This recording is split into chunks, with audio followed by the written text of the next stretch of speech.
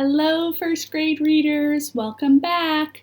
I am excited to read book 10 in the Magic Treehouse series today. It is called Ghost Town at Sundown by Mary Pope Osborne. Are you ready? Let's find out what happens in this spooky book.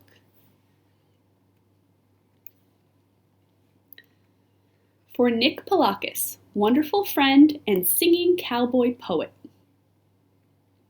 Table of contents. There's Jack and Annie. It looks like they're at home. Chapter 1. How Wild. Jack and Annie were sitting on the porch of their house. Annie was gazing down the street at the Frog Creek woods. Jack was reading a book. "I have a feeling we should check the woods again," said Annie. "Why?" said Jack, without looking up. "A rabbit's hopping by," said Annie. "So? We've seen rabbits before." "Not like this one," said Annie. "What do you mean?" Jack stood up and looked with her. He saw a rabbit with very long legs hopping down their street. Soon the rabbit left the sidewalk and headed into the woods. "He's a sign," said Annie. "A sign of what?" said Jack. "That Morgan's back," said Annie. She jumped off the porch. "Come on!" "But what about dinner?" Jack said. "Dad said it would be ready soon." "Don't worry," said Annie. "You know when we leave the treehouse, time stops." She ran across their yard.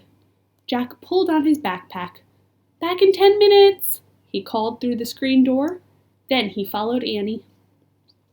They hurried down their street and into the Frog Creek woods. The sun was setting above the trees. "There he is," said Annie. The rabbit was standing in a ray of sunlight. When he saw them, he took off. Jack and Annie followed the rabbit until he vanished behind the tallest tree. "I told you! See?" said Annie, panting. She pointed up at the tree. Morgan Le Fay was waving to them from the magic treehouse high in the branches. Jack and Annie waved back to her.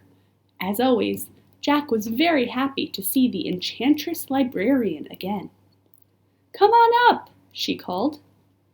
Jack and Annie started up the rope ladder. They climbed up to the treehouse.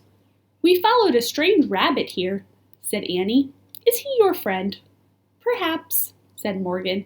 She smiled mysteriously. "I have many odd friends." "Including us?" said Annie. Morgan laughed. "That's right." "How are you?" said Jack. "I'm still having problems with Merlin," said the enchantress, "which leaves me little time to do my real work. But soon you both will become master librarians, and that will be a big help to me." Jack smiled.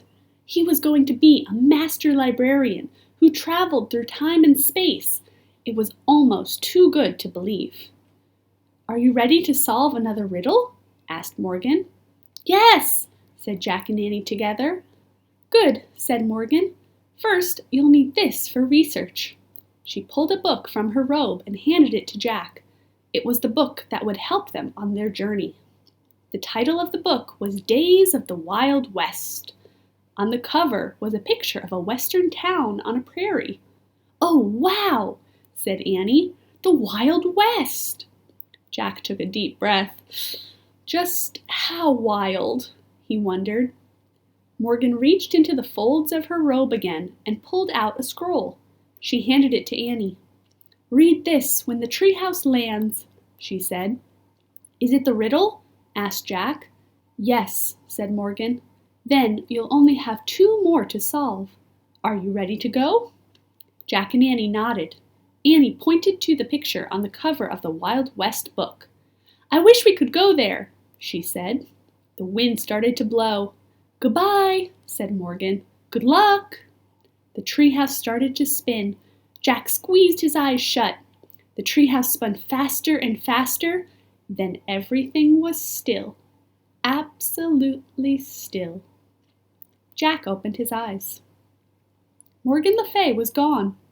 A fly buzzed around his head. Chapter 2. Rattlesnake Flats. The air was hot and dry. Jack and Annie peeked outside. The treehouse had landed in a lone tree on a prairie. The sun was low in the sky. Right in front of them was the town from the cover of the book. In real life, it looked empty and spooky. To one side of the town was a patch of ground with several tombstones.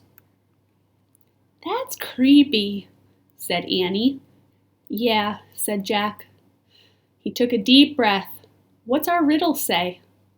Annie held up the ancient scroll. She unrolled it. Then she and Jack read together. "Out of the blue my lonely voice calls out to you. Who am I? Am I?" Jack pushed his glasses into place and read the riddle again to himself. "There must be a mistake," he said. "Am I is written twice." "Well, I don't hear any voices now," Annie said as she looked out the window. There were no human sounds at all, only the buzzing of flies and the whistling of the dry wind. "Let's look at the book," Jack said. He opened the book. The pages were yellow with age. He found a picture of the town and read the words beneath it out loud. "In the 1870s, Rattlesnake Flats was a rest stop for the stagecoach that carried passengers from Santa Fe, New Mexico to Fort Worth, Texas. When the creek dried up, everyone left. By 1880, it was a ghost town." "Wow, a ghost town," said Annie, her eyes wide. "Let's take a quick look around," said Jack, "so we can leave before dark." "Right," said Annie. "Let's hurry." She started down the rope ladder. Jack put the old book into his pack. Then he followed Annie down the ladder. They stood by the tree and looked around. Tumbleweeds blew across the dry ground. Suddenly something jumped past them. "Yikes!" they both said. But it was just a rabbit, a lone, long-legged rabbit hopping past them. "Hey, he's just like that rabbit we saw at home," said Jack. "Yeah, that rabbit must have been a sign of things to come," said Annie. The rabbit hopped across the prairie and out of sight. "I'd better take notes," said Jack. He reached into his backpack and took out his notebook and pencil. He wrote, "Rabbits with long legs." "What's that sound?" said Annie. "What sound?" asked Jack. "That rattling sound," said Annie. Jack looked up. "What?" he said. "There!" Annie pointed to a rattlesnake. It was about 100 feet away. It was coiled up and rattling. Jack took one look at the snake and ran. Annie ran too. They ran past the graveyard and right into the ghost town. "I guess that's why this town is called Rattlesnake Flats," said Annie when they stopped. Jack looked around. The town was hardly big enough to call a town. There was one unpaved street and a few old buildings. It was quiet, too quiet. "Look, a store," said Annie. She pointed to a building. The faded sign said, "General Store." "Let's look inside. Maybe the answer to the riddle is in there." Jack and Annie stepped onto the porch. The wooden boards creaked loudly. The door had fallen off its hinges. They peeked inside. The air was thick with dust. Spider webs hung from the ceiling. "Maybe we shouldn't go in," said Jack. "But what if the answer's here?" said Annie. "Let's just take a quick look." Jack took a deep breath. "Okay." He and Annie tiptoed into the store. "Look," said Annie. She picked up a pair of rusty spurs. "Careful," said Jack. He poked at other stuff in the store. An old feed sack, a rusted tin cup, a faded calendar dated 1878. "Oh, wow," said Annie. She held up 2 cowboy hats. She put one on and handed the other to Jack. "For you." "It's too dusty," said Jack. "Just blow on it," said Annie. Jack blew on his hat. A cloud of dust rose up. Jack sneezed. "Just try it on," said Annie. Jack put the hat on. It nearly covered his eyes. "Boots," said Annie. She pointed to a row of cowboy boots on a shelf. "There are even some small ones, like our sizes. Here's a pair for you." She handed the boots to Jack. "They're not ours," he said. "I know, but just try them on," said Annie. Jack turned his boots upside down and shook them as hard as he could. "What are you doing?" Annie asked, pulling on another pair of boots. "Checking for scorpions," Jack said. "Jack," Annie laughed, "try them on." Jack sighed. He pulled off his sneakers. He pushed his feet into the boots. He pushed and pushed. The boots were really stiff. Finally, he got his feet inside. Then he tried to walk. "Ow!" he said. "Forget it." He started to pull off the boots. "What's that?" Annie said. Jack froze. "Piano music," said Annie. "Maybe it's the voice in the riddle. Come on." Jack threw his sneakers into his backpack and hobbled after Annie. Chapter 3. Player Piano.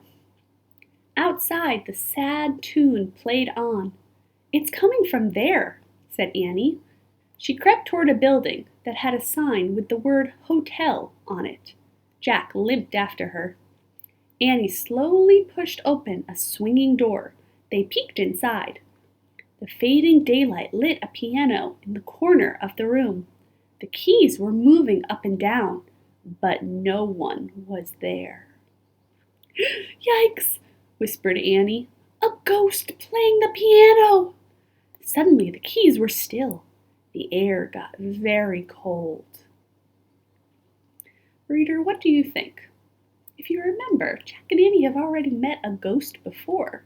Why are they so scared? "No, no way," said Jack. "There's no such thing as a ghost." "We saw one in ancient Egypt," whispered Annie. "Yeah, but that was ancient Egypt," said Jack. Even so, his heart raced. "I'll look it up."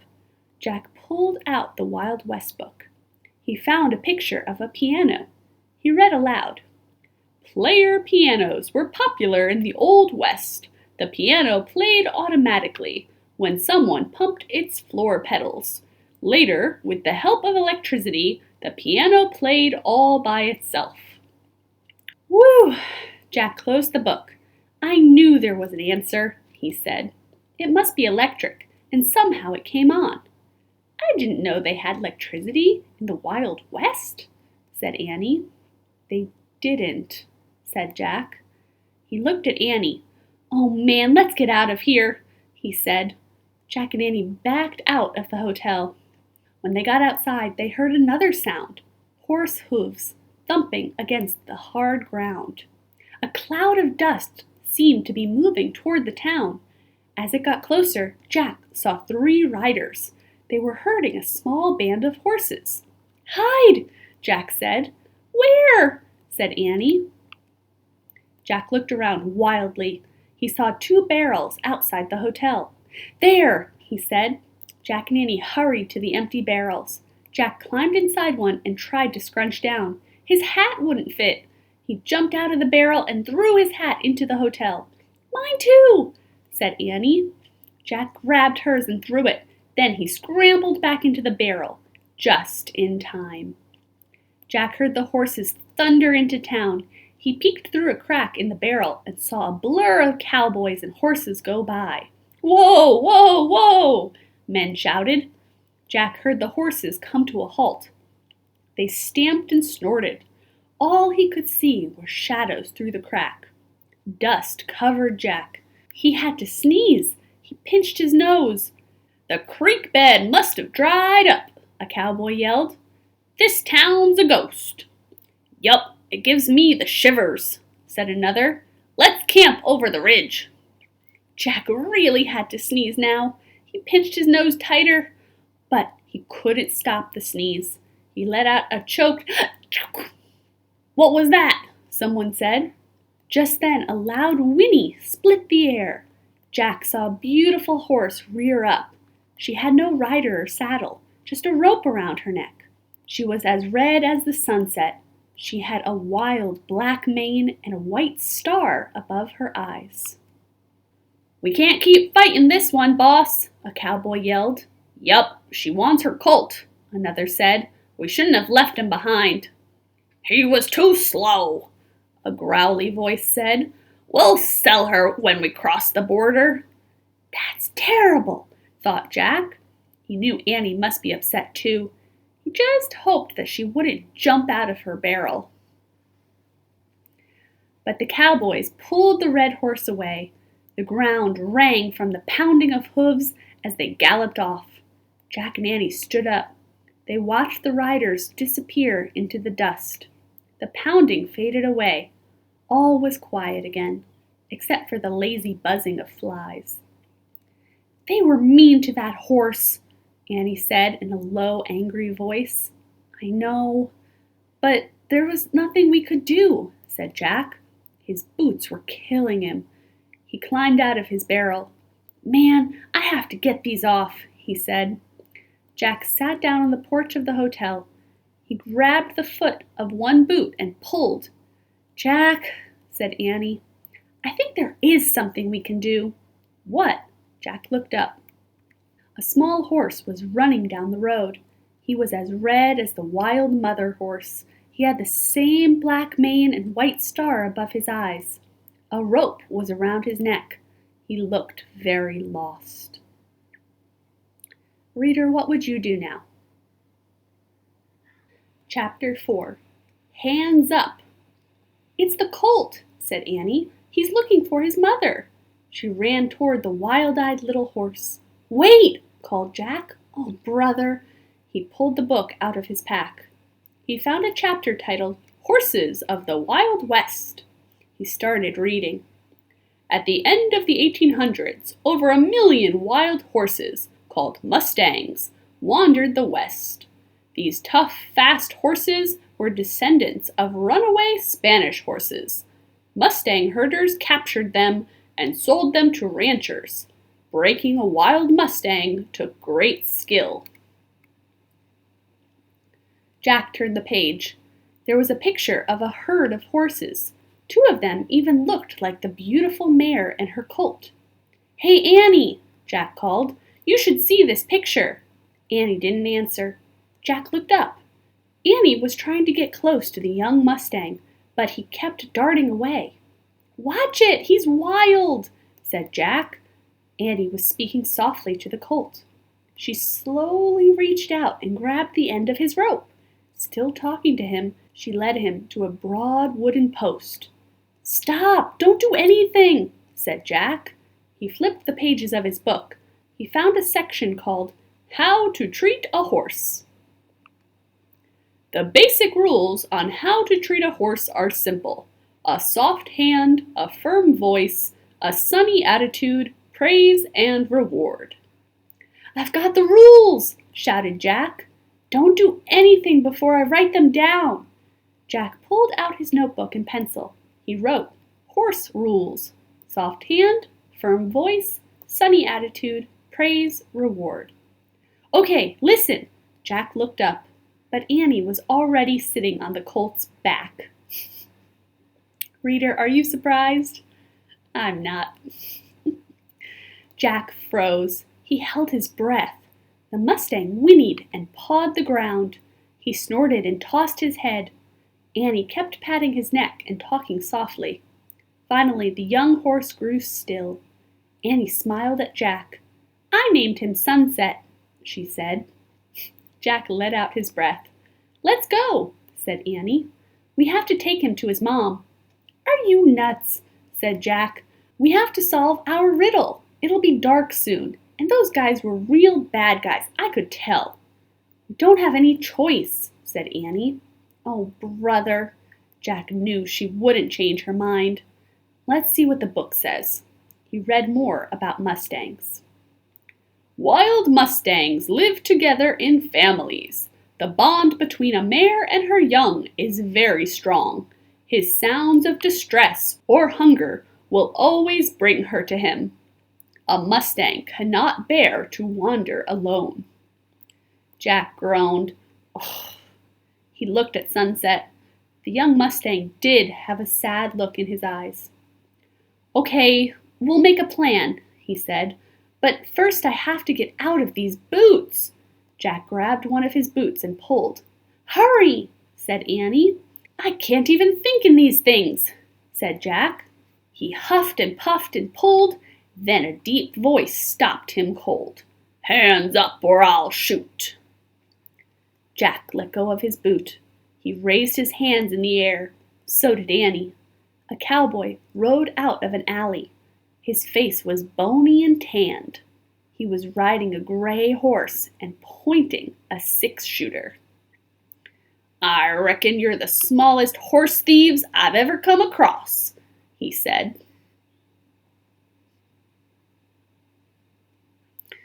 Chapter 5. Slim. "We're not horse thieves," said Annie. "Well then, what are you doing with my horse here?" he said. "Some bad guys came through town with his mother," said Annie. "They left him behind because he was too slow." "Yup, must be the rustlers that stole my last 5 Mustangs," the cowboy said. "Who are you?" said Jack. "I'm a Mustang herder," the cowboy said. They rode through town. Then Sunset showed up all alone, said Annie. "We're taking him to his mother." "Sunset?" the cowboy said. "Yup," Annie smiled. "I named him." The cowboy put away his 6-shooter. "Well, you're pretty brave to try and rescue him, Smiley," he said. "Thanks," said Annie. Jack cleared his throat. A Mustang needs his family," he said. "The bond between a mare and her young is very strong." The cowboy looked at Jack. "Whoa, you're pretty smart to know that, Shorty." "Shorty?" said Jack. "Every cowpoke's got to have a nickname," said the cowboy. "What's yours?" said Annie. "Slim," said the cowboy. "My name is Slim Cooley, and this is Dusty."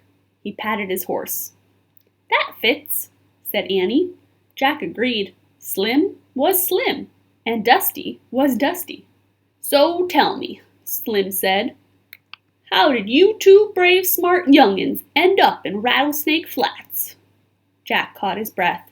He didn't know how to explain it. The stagecoach," said Annie. "We begged the driver to let us off, but I think we made a mistake." Slim looked around. "I'll say," he said. "When the next stage comes through, we're leaving," said Annie. "I see," said Slim. "Well, I'm going to take my colt now and find those rustlers. You didn't hear where they were headed, did you?" "They said they were going to camp over the ridge," said Jack.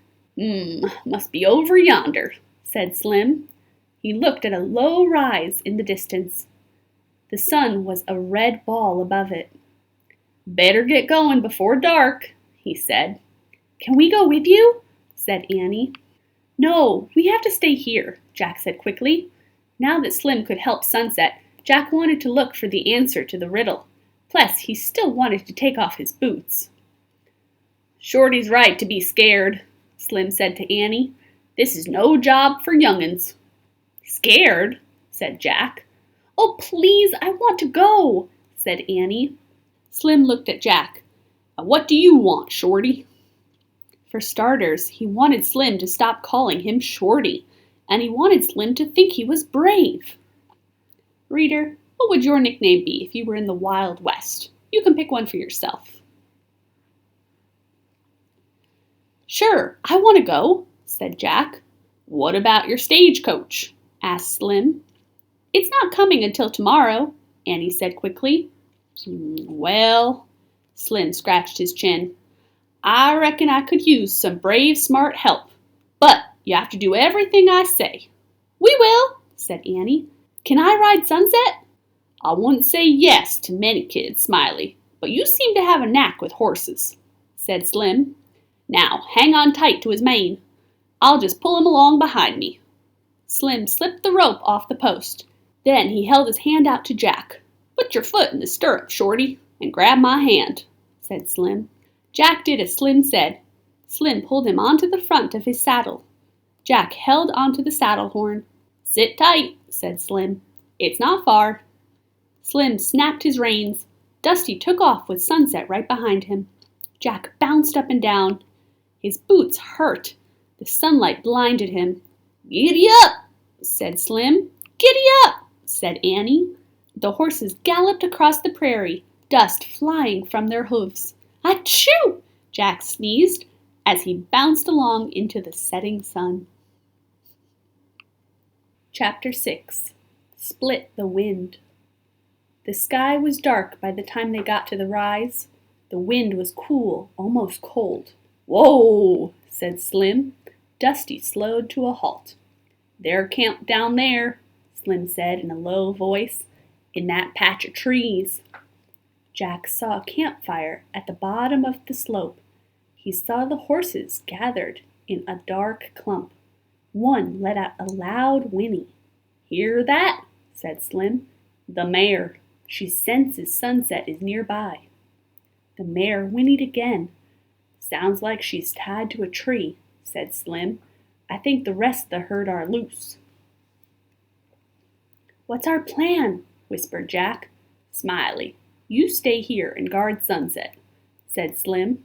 "Right," said Annie. "Shorty, you and I ride down near their camp," said Slim. "You keep Dusty quiet while I cut the mare loose."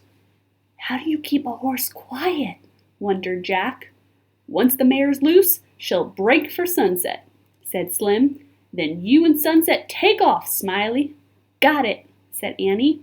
"Then we'll split the wind," said Slim.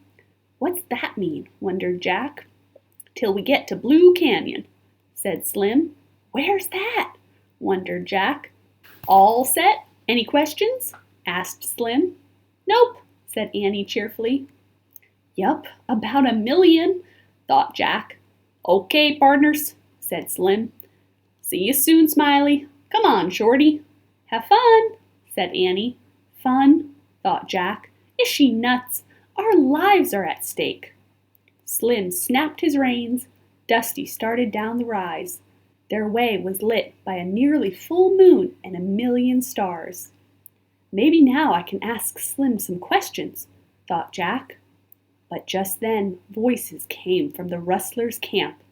They were mean voices, followed by mean laughter. A chill went through Jack. Dusty halted.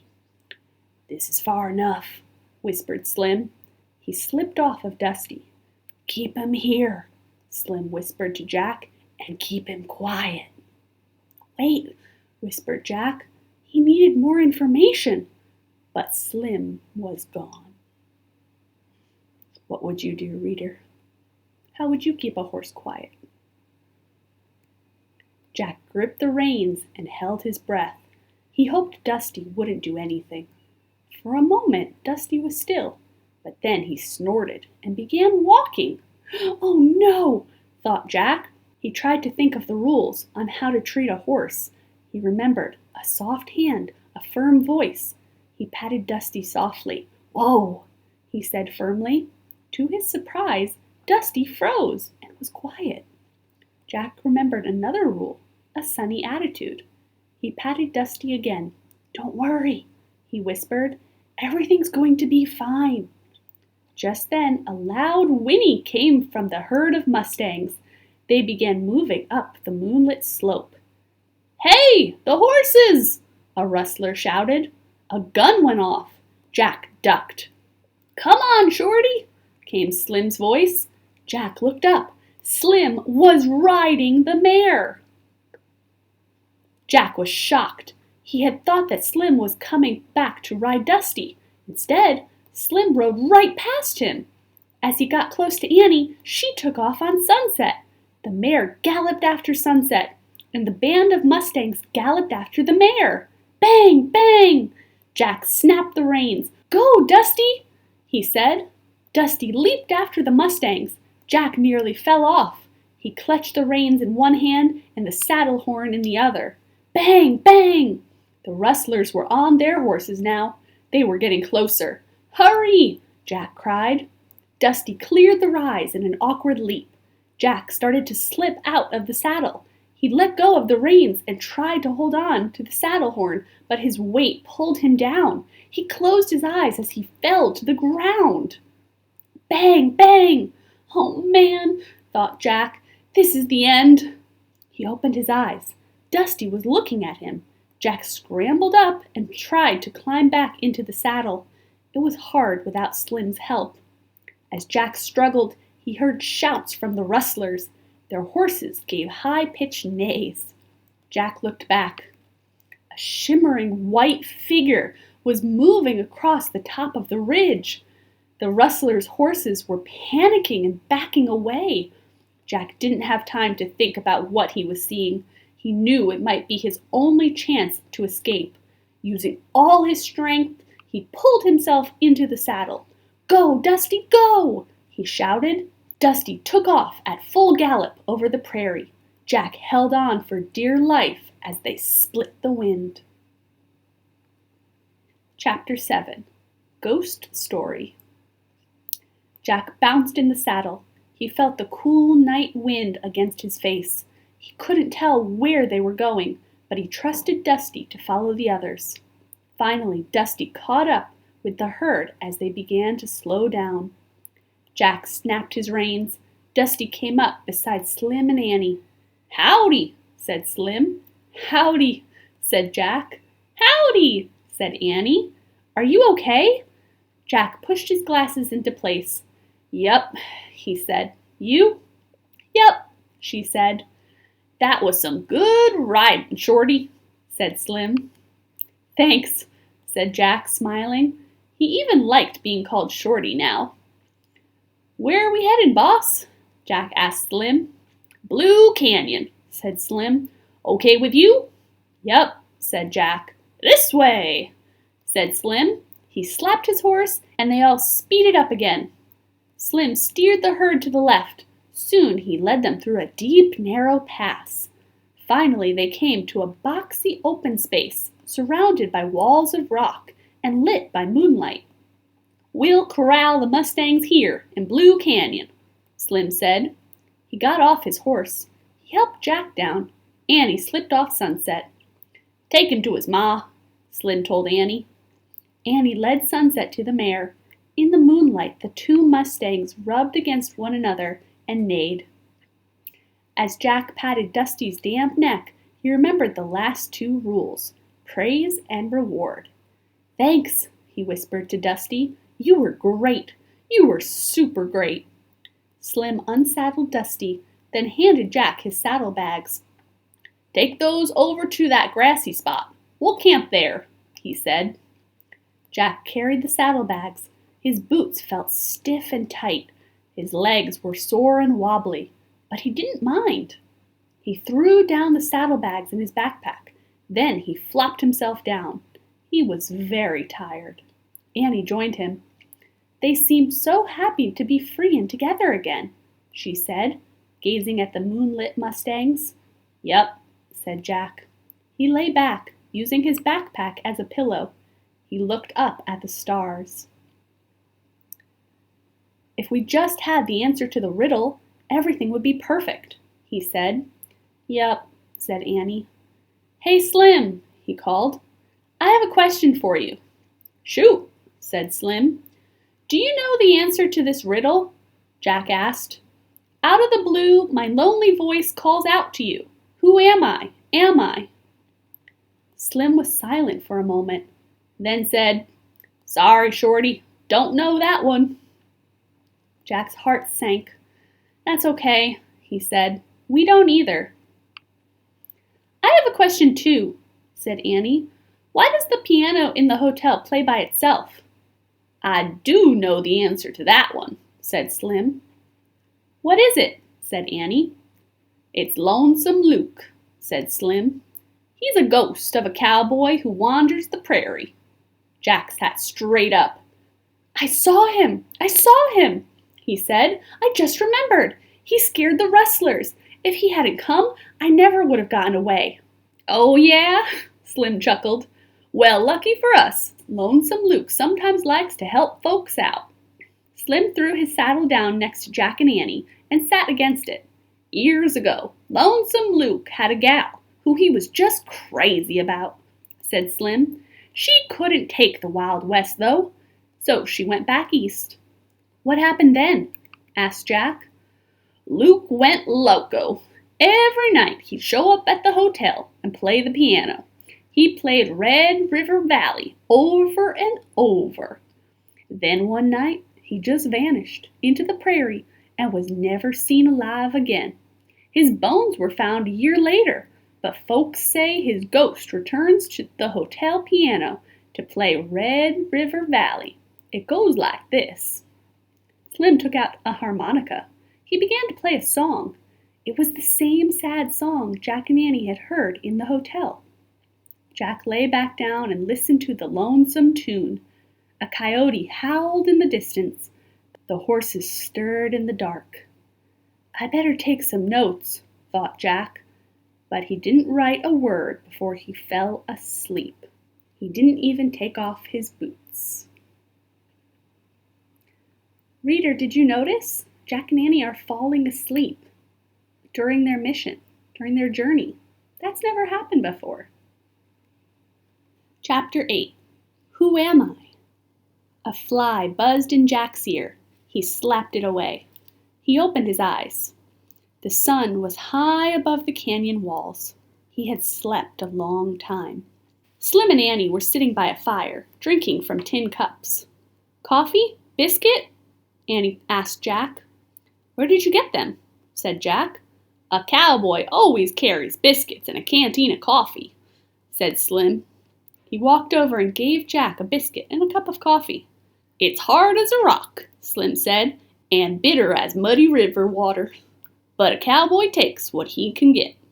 Jack took a bite and a sip. The biscuit was very hard, and the coffee was very bitter, but that was okay with Jack. Since cowboys didn't mind, he didn't mind either. I'll saddle up Dusty, Slim said, and take you back to town to catch your stage. Then what will you do? Said Annie. Head south with my herd, said Slim. Sell 'em. Then ride across the plains and round up more mustangs. While Slim saddled Dusty, Jack took out his notebook and pencil. He wrote, Cowboy breakfast, bitter coffee, hard biscuits. Hey, Shorty, called Slim. What are you doing? Taking notes, said Jack. What for? He likes writing things down, said Annie. Oh, yeah? Said Slim. Me too. In fact, I first came out west to write a book, but one thing led to another. Next thing I know, I'm a Mustang herder. Slim, you should write your book, said Annie, and let the Mustangs go free. Think so? Said Slim. They looked at the grazing wild horse. I know so, said Annie. Yep, said Jack. Your book should be about the Wild West, Slim. Slim kept staring at his herd. Maybe you're right, he said. I could settle in Laramie and right there. Wouldn't have to chase after rustlers anymore. Slim turned back to Jack and Annie. Yep, I think I'll be a writer. Let's go, before I change my mind, he said. Yay, said Annie. I'll go tell them. She jumped up and ran to the Mustangs. Jack packed his backpack while Slim packed their saddlebags. Then Slim and Jack climbed onto Dusty. They rode over to Annie, who was stroking Sunset's neck. I told him he's as free as the wind now, said Annie. Sounds good, said Slim. Give me your hand, Smiley. Slim pulled Annie onto Dusty. She sat in front of Jack. Slim snapped his reins. Dusty started off. The sun was hot as Dusty climbed out of the canyon. When they reached the top, they peered down at the canyon floor. The Mustangs pranced playfully, their coats shining in the hazy light. They'll find their way out soon, Slim said, then cut across the prairie. Yell goodbye to your pal, Smiley. Stay with your mother, Sunset, shouted Annie. Goodbye. Out of the blue, a voice called, Bye. Annie gasped. Who said that? She asked. The ghost? Nope, said Jack. It was just an echo. It's caused by sound bouncing off the canyon walls. Slim cupped his hands around his mouth. Who am I? He shouted. Am I? Came the distant voice. Oh, man, Jack said softly. That's the answer to Morgan's riddle, said Annie. Echo, she and Jack said together. Jack looked at Slim. You knew the answer last night, he said. Slim just smiled and snapped his reins. Let's go, partners, he said. Chapter 9. Lonesome Luke. The sun was low in the sky when they reached Rattlesnake Flats. Just let us off in front of the hotel, said Annie. You sure the stage is coming through here? Said Slim. Yep, said Jack and Annie together. In front of the hotel, Slim got down from Dusty. Then he helped Jack and Annie down. I hope you'll come to Laramie and visit me, said Slim. He winked. I might be needing some help on my book. Sure, said Annie. Climbed back on Dusty. He looked down at Jack. You know, Shorty, he said, you might be short, but you're mighty tall in the brains. Thanks, said Jack. And Smiley, Slim said. Your great courage is nothing to smile about. Thanks, said Annie. Good luck with your writing, Slim, said Jack. I'm grateful to you both for steering me straight, said Slim. I promise I'll thank you someday. Really? Said Annie. A cowboy never goes back on his word, said Slim. Then he snapped his reins and Dusty loped down the street. Bye, Slim, yelled Annie. Slim coolly turned one last time. He waved his hat. So long, partners, he called. Then he rode off into the sunset. Jack let out a deep sigh. Okay, I'm ready to take my boots off now, he said. Me too, said Annie. They sat down on the porch of the hotel. They pulled off their boots. There! Jack got them both off. He wiggled his toes. He took his sneakers out of his pack and put them on. Annie put hers on too. Man, sneakers never felt so good, said Jack. Suddenly the sound of a piano drifted through the air. Lonesome Luke, said Annie. Jack grabbed his pack. He and Annie crept across the porch.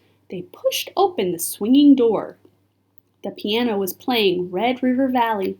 Sitting at the piano stool was the dim but shimmering shape of a cowboy.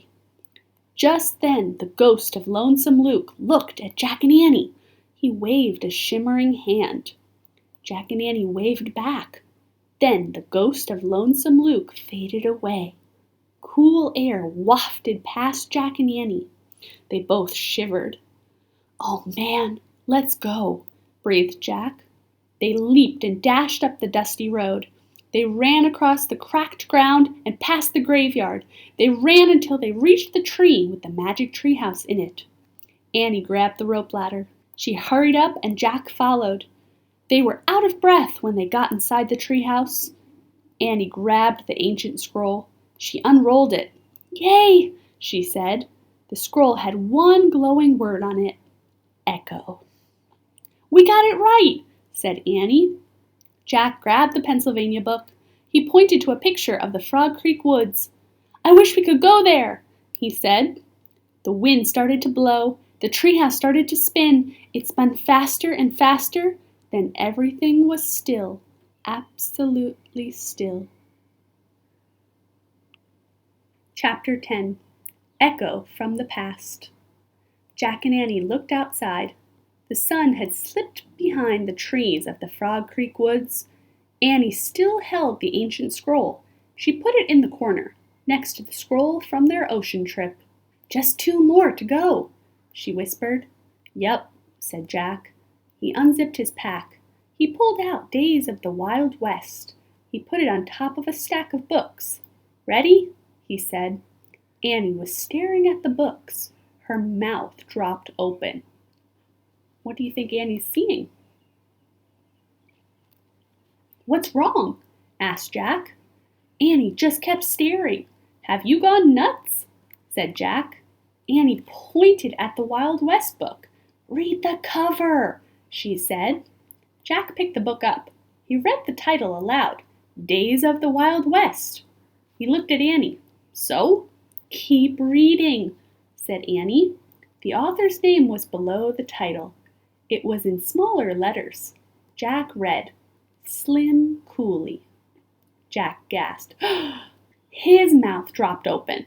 He and Annie stared at the words for a long moment. You can see here in the illustration, Days of the Wild West, written by Slim Cooley. Oh man, whispered Jack. We were using Slim's book, the book he wrote after he left us. Jack and Annie shook their heads with wonder. Jack opened Slim's book. He looked at the title page. At the bottom of the page it read, Texas Press, Dallas, 1895. Jack turned the page. He read the dedication. With thanks to Smiley and Shorty, two strangers who changed my life. Jack looked at Annie. Slim dedicated his book to us, he said. Yup, said Annie. She smiled. Jack placed Slim's book back on the stack of books. Then he and Annie left the treehouse and started down the ladder. As they started through the woods, the trees were alive with bird sounds. The air felt soft and moist. Frog Creek seems so peaceful, said Jack. No rattlers, no rustlers, no ghosts. Yeah, but no Slim Cooley either, said Annie sadly. I know, said Jack. But when we read his book, it's like he's still talking to us. Oh, right, said Annie. You mean it's like an echo from the past? Yeah, said Jack softly. Wow. Just then, out of the blue, a voice called, Jack, Annie. It's Dad, said Annie. Coming, she and Jack shouted. Then they ran all the way home through the long shadows of the setting sun. And here are the words to Red River Valley, the traditional cowboy song that Lonesome Luke played on the piano. I'm not going to read them to you, but I will include these pages in our video, and I'm sure you can find a version of this song somewhere online. All right. Readers, that's the end of Magic Treehouse Book 10, Ghost Town at Sundown. And as always, there is the nonfiction fact tracker book, which is called Wild West. Unfortunately, it is not written by Slim Cooley because he is also a fictional character, but I hope this book helps you learn some facts about this time in American history. Thank you so much for listening. I hope you enjoyed this book, and I'll see you for the next one. Bye now.